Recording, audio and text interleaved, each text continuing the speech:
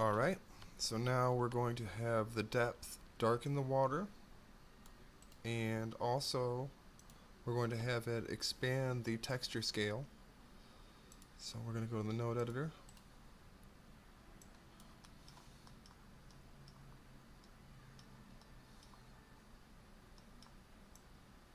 So this is where we're mixing in the sand texture. So here, we're going to do mix RGB black, and then we're going to use this, the inversion of vertex alpha, and then we'll see how that looks.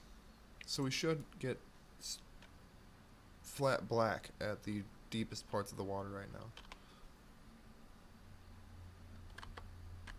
I probably should have went with a lower LOD level so it would take less time.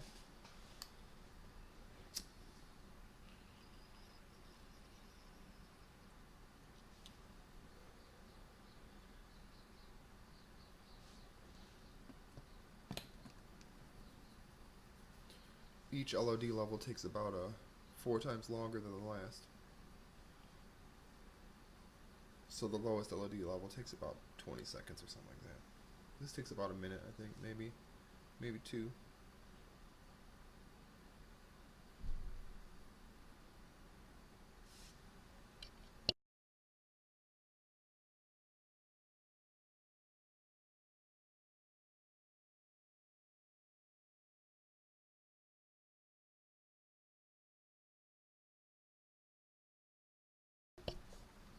Okay, so there's the planet, and you'll notice there is quite a bit darker spots there.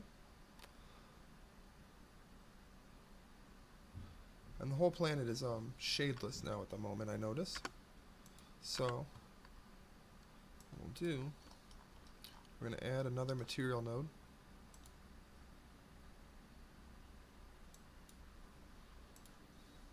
And just give it a new material. And this is going to be how we gather our lighting. And the lighting on the water is going to be different than the lighting on the rest of the stuff. So we'll put a mix node in right here, and then pop this color from the material over to it. And then we're going to do multiply at 1. So now, here I'm going to cut the LODs down so this is a little quicker. So now it'll be about 4 times faster.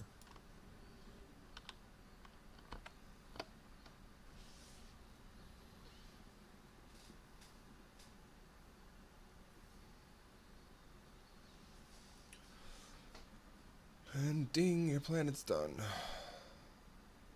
So that's what it looks like at the chunkier, lower LOD level. But now we have shading on the planet. We have dark areas and light areas instead of just all one shading.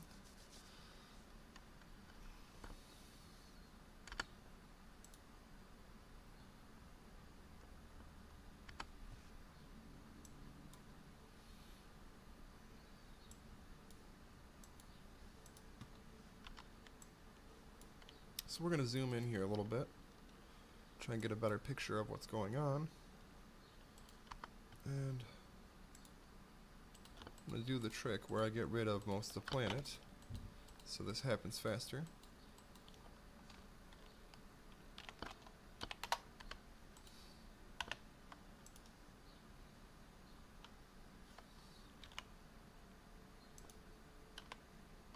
Alright, so it's pretty much instant at this LOD level.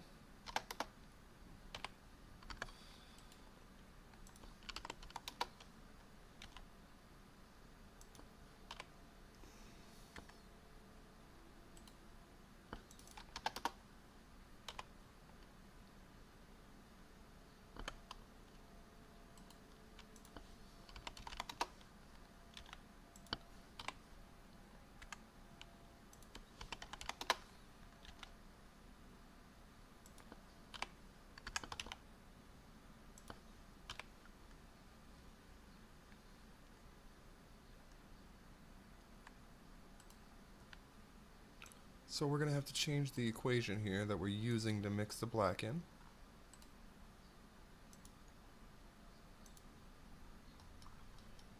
right now it's just raw this. We're gonna have to do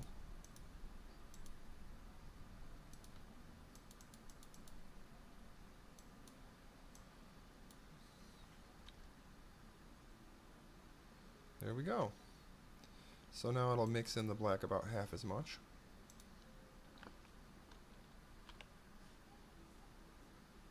Alright, so now it looks darker where the water is deeper, but it's not totally opaque.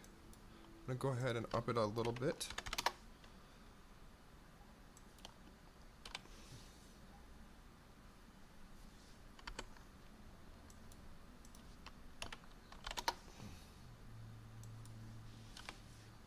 Alright, that looks about right for that. Now we're going to increase the texture scale by the alpha.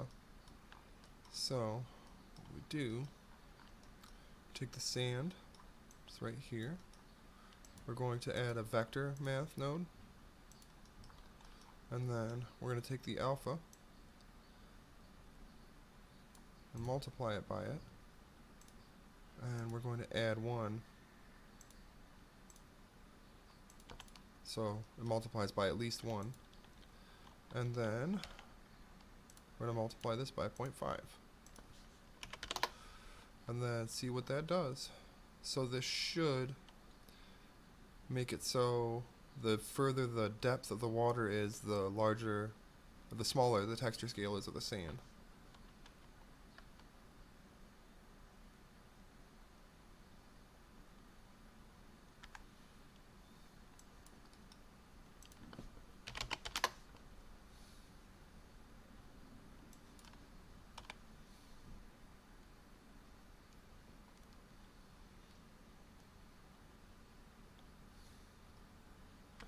Alright, we'll zoom in a little bit more.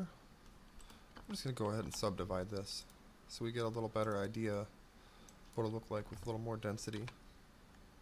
And that looks pretty nice. So now we'll zoom in a little bit.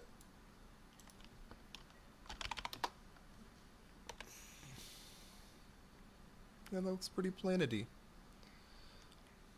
I'm going to go ahead and up the texture scale of the sand a little. Total. So we'll do that with a mapping node.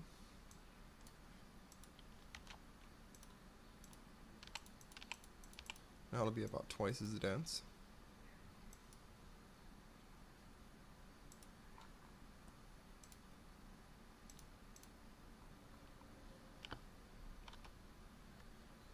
There we go. We got a nice planet texture going there now.